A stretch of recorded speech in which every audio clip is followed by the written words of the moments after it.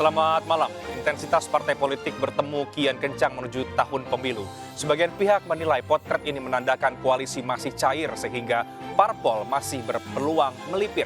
Koalisi perubahan menjadi koalisi yang paling banyak bermanuver dan pergerakan seiring dengan langkah Nasdem mengunjungi parpol dari non-koalisi. Sementara blok koalisi lain menyatakan terbuka dengan masuknya parpol lain ke koalisi mereka. Benarkah koalisi partai politik sudah solid atau masih sekedar gimmick dan terjadi tarik-menarik? Saya Reinhard Sirait, Anda menyaksikan MNC News Prime.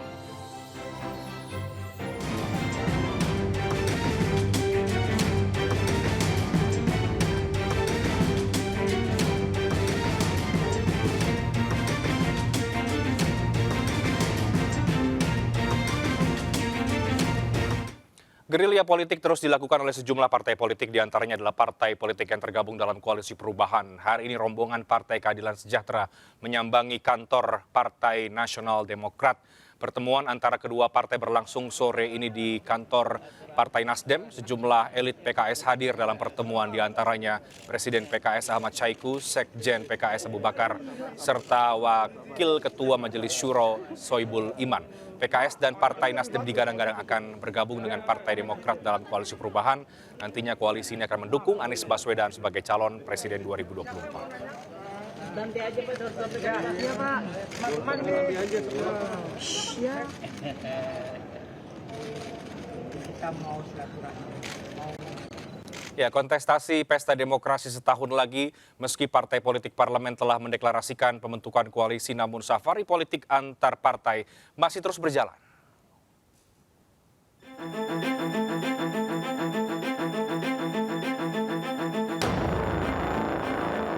Elit Partai Keadilan Sejahtera atau PKS menyambangi kantor DPP Partai Nasdem bertemu Ketua Umum Surya Paloh. Pertemuan ini terkait gebrakan koalisi perubahan yang sudah mendeklarasikan Anies Baswedan pada Pilpres 2024 mendatang. Sebelumnya, bakal calon Presiden Anies Baswedan berkunjung ke kantor DPP Partai Demokrat. Kunjungan ini langsung disambut Ketua Umum Partai Demokrat, Agus Harimurti Yudhoyono. Selain Anies dan AHY, pertemuan yang digelar tertutup ini juga dihadiri oleh perwakilan Partai Demokrat, Partai Nasdem, dan PKS. Usai rapat tim kecil, ketiga partai menyatakan kesolidan koalisi perubahan. Jadi tim kecil ini yang bekerja intensif dan terus membahas langkah-langkah untuk ke depan. Jadi sore hari ini kita membahas soal itu dan alhamdulillah makin solid, makin teknis persiapan untuk perjalanan ke depan. Tapi kesolidan koalisi perubahan ini dipertanyakan oleh sejumlah pihak. Bukan tidak beralasan, pertemuan Ketua Umum Nasdem Surya Paloh dengan Ketua Umum Golkar Erlangga Hartarto disebut pertanda keretakan di koalisi perubahan. Tidak hanya sambangi Golkar, bersamaan dengan pertemuan Surya Paloh dan Presiden Joko Widodo, elit Partai Nasdem bersilaturahmi ke sekretariat bersama Gerindra PKB. Bahkan, Surya Paloh merencanakan pertemuan dengan Ketua Umum PDI Perjuangan Megawati Soekarno Putri. Konon, isu keretakan ini tidak lepas dari hembusan perombakan kabinet yang menyasar ke jabatan menteri yang diduduki oleh kader Nasdem. Diduga, deklarasi pencalonan Anies Baswedan oleh Nasdem pada 3 Oktober 2022 menjadi pemicu. Nasdem dianggap sudah tidak sejalan lagi dengan koalisi pemerintahan. Apakah dengan safari politik yang saling menyambangi ini semakin memperlihatkan kegoyahan koalisi parpol dalam mengusung capres yang akan berkontestasi pada pesta demokrasi?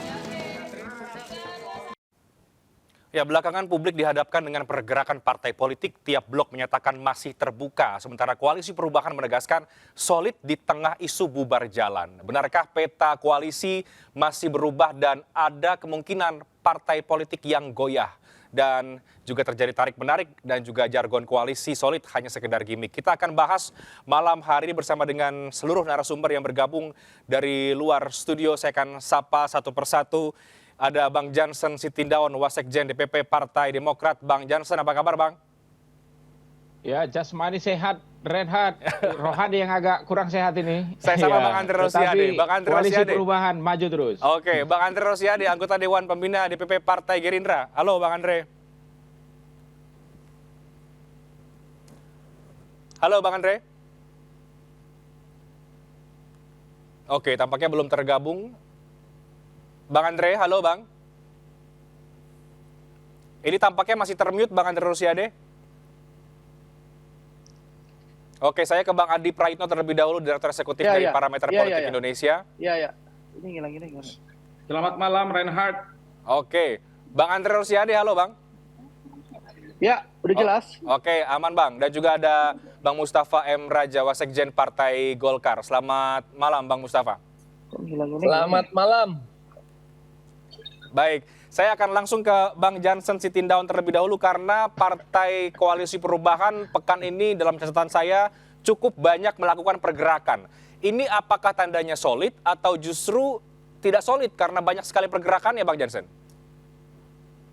Inilah media nih, kita solid salah ya kan, jarang bertemu juga salah ya. Yang pasti Koalisi Perubahan solid, itu dia. Kalau pertanyaannya harus dijawab dengan satu kata ya Renat ya, Koalisi Perubahan solid. Solid dan kokoh, itu dia. Oke, meskipun ada banyak pertemuan-pertemuan, ada Nasdem yang kemudian dalam tanda kutip genit kesana kesini, solidnya ini bisa dijamin Bang Jansen?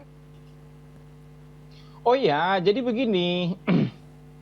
Jadi ada strategi 8 partai, ada 3 partai begitu. Kalau untuk Demokrat ya, 8 itu adalah memang kita 8 partai ini sekarang sedang memperjuangkan di Mahkamah Konstitusi, di mana termasuk saya salah satu pihak terkait yaitu ya, terkait soal persoalan proporsional terbuka begitu. Itu makanya 8 partai ini kemarin ketemu di Dharma Wangsa begitu. Jadi kalau untuk ketemu Nasdem, ketemu dengan Golkar begitu, nggak ada masalah. Sama juga besok Demokrat kalau ke sana juga kan nggak ada masalah kan. Tetapi untuk koalisi ya capres ya 3 partai ini tadi, Nasdem, Demokrat, PKS begitu dia. Jadi ada strategi 8, strategi 3 begitulah dia. Nah, jadi kalau besok kemudian misalnya Demokrat datanglah ke Gerindra, ya nggak ada yang salah, atau Gerindra datang ke Demokrat begitu dia. Oke, Nggak ada artinya yang salah dong. Jadi jangan juga kemudian kedatangan Nasdem ke Golkar begitu itu sebagai petunjuk begitulah, atau kemudian muncul analisa, wah ini Koalisi Perubahan tidak solid begitu. Sekali lagi begitu ya, 3 partai ini sudah membentuk tim kecil. Itu makanya sering saya katakan ya,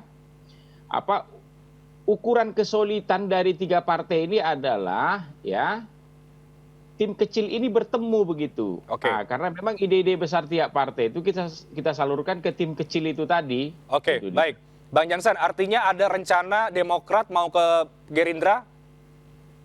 Oh bukan, ini tadi kan diskusi kan.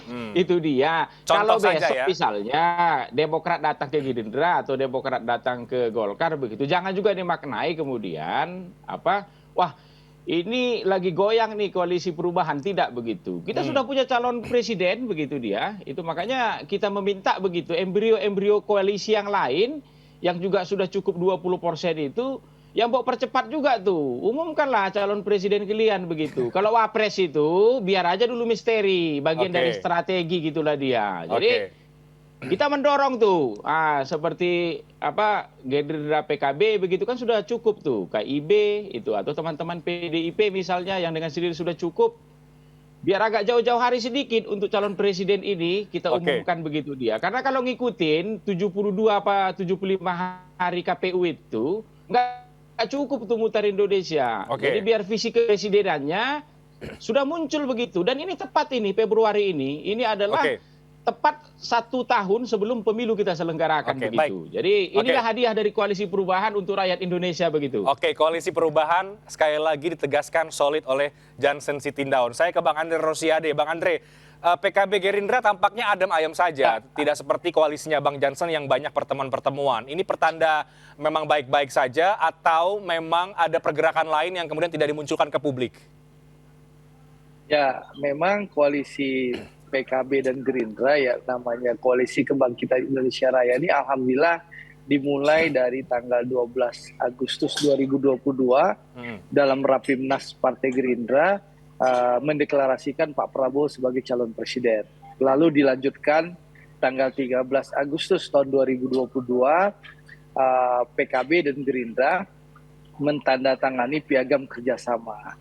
Di mana dalam piagam kerjasama itu kita bersepakat membangun koalisi yang namanya Kebangkitan Indonesia Raya. Dalam pasal 4 itu di dalam piagam itu bahwa calon presiden dan calon wakil presiden akan diputuskan bersama-sama oleh Pak Prabowo dan Gus Muhaimin. Dan alhamdulillah 2 minggu yang lalu kita juga sudah meresmikan sekretariat bersama Partai Gerindra dan juga PKB di Menteng.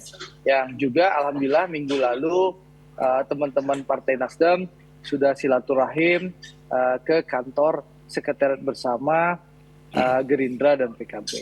Jadi memang komunikasi kita jalan tentu tanpa perlu drama Korea ya. Sehingga tidak perlu lagi ada yang bertanya siapa tuh Johnson Sitindaun. Kalau di Gerindra sama PKB nggak ada yang begitu-gitu. Alhamdulillah. Gitu. Biasa tuh, dinamika. Jadi, ya kalau kita alhamdulillah komunikasinya baik dan lancar. Fokus kami sekarang yang pertama tentu Gerindra terus meningkatkan meningkatkan elektabilitas Pak Prabowo, melakukan konsolidasi internal. PKB juga melakukan hal yang sama. Karena memang Gerindra ingin mencalonkan Pak Prabowo dan PKB pun ingin mencalonkan Gus Muhaimin. Lalu yang kedua komunikasi politik dan komunikasi dengan partai politik yang lain terus berjalan secara baik ya. Meskipun kita tidak expose dan kita tidak umbar, komunikasi terus berjalan. Tidak menutup kemungkinan pas September daftar ke KPU, Bang Jansen bergabung bersama kami gitu loh. Politik kan sesuai dengan judulnya, politik masih cair. Selama janur kuning belum melingkar, siapa tahu Johnson Sitindaun akan bersama dengan kami. Mendukung Pak Prabowo tentunya menjadi presiden tahun 2024. Bang Andre, saya menangkap dari pernyataan Bang Andre artinya ini adalah sinyal bahwa akan ada dari koalisi perubahan bergabung ke koalisi Kebangkitan Indonesia Raya. Kita membuka dan membangun komunikasi dengan seluruh partai politik yang ada, baik yang ada di parlemen maupun yang non parlemen. Komitmennya yang satu, ya, mempertahankan Pancasila, Undang-Undang Dasar 1945 dan NKRI. Kalau partai-partai politik itu komit, kita tentu bisa bergabung bersama koalisi Gerindra dan PKB. Jadi komunikasi berjalan. Jadi gini, yang penting Reinhardt. Kita boleh beda pilihan, kita boleh beda partai politik, tapi demi kebangkitan bangsa dan negara, kita tentu harus bersama-sama. Jadi persatuan itu lebih penting. Jadi intinya, Reinhardt, komunikasi dengan seluruh partai, karena memang Gerindra dan PKB sepakat, kita terus membangun komunikasi dengan seluruh partai. Membangun Indonesia itu harus dilakukan bersama-sama. Dan Pak Prabowo sudah terbukti dan teruji sebagai tokoh persatuan di Indonesia. Di saat Indonesia dalam ancaman perang saudara karena polarisasi yang begitu kuat di 2019, Pak Prabowo dengan Pak Jokowi berkomitmen melakukan rekonsiliasi dan persatuan nasional, sehingga dengan modal persatuan kemarin kita tercipta kondusivitas dan stabilitas politik yang menyebabkan apa? Di saat pandemi COVID-19 melanda Indonesia, Indonesia salah satu negara yang dianggap unggul oleh dunia dalam menghadapi wabah pandemi. Bahkan di tengah krisis ekonomi, pangan, energi, Indonesia insya Allah adalah negara yang sanggup dan mampu menghadapi krisis. Karena apa?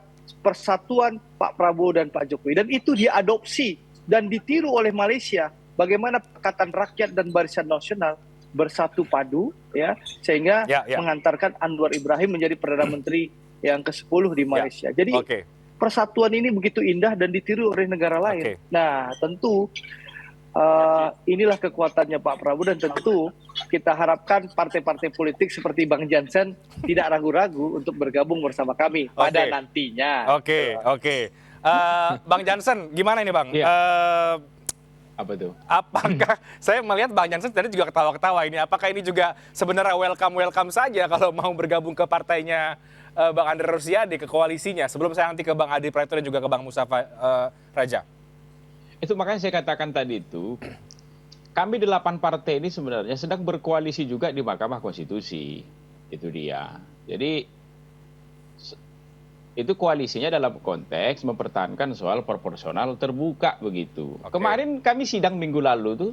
Tapi ini koalisi soal pilpres ini Bang Jansen. Itu makanya aku katakan. Jadi Kalau soal pilpres kita berbeda begitu dia. Oke. Nah, yang mungkin terjadi itu nanti adalah Gerindra mungkin ya, karena di sini ada wakil Gerindra yang gabung dengan perubahan mungkin ya, kan begitu. Kita juga nampung, kita juga sangat terbuka begitu kepada sahabat saya Andri Rosiade ini bersama-sama dengan saya kembali nanti menjadi juru bicara Mas Anies Baswedan, menjadi calon presiden Republik Indonesia, kan begitu dia. Tapi yang pasti ini membuktikan ya. Kami 8 partai yang berkoalisi untuk mempertahankan sistem proporsional terbuka itu sangat cair sebenarnya, bersahabat semua nih. Oke. Nah, itu. Jadi kalau ada kemudian bahasa di media yang ini dengan ini lagi gesekan lain semua segala macam begitu ya, itu tidak benar tuh. Jadi